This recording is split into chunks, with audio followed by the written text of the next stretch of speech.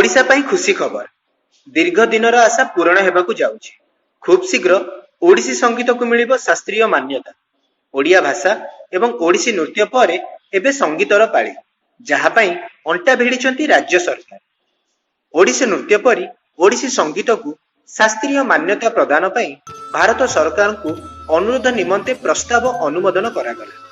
वर्तमान संस्कृति विभाग अधीन गुरु केलुचरण महापात्र ओडिसी गवेषणा केन्द्र यह उपरे अधिक कार्य करुछि। केंद्र सरकार 1964 मसीह ओडिसी नृत्य एवं 2014 ओडिया भाषा को षष्ठतम शास्त्रीय भाषार मान्यता देइछन्ति। ओडिशा सरकार 2008 मसीह ओडिसी संगीत को शास्त्रीय संगीतर मान्यता देइथिले। ओडिशार एही पारंपरिक संगीत शैली पुरातन एवं शास्त्रानुसार। एहार गायन पद्धति मध्य भारतर अन्य शास्त्रीय संगीत गुड़िक मध्य संपूर्ण स्वतंत्र।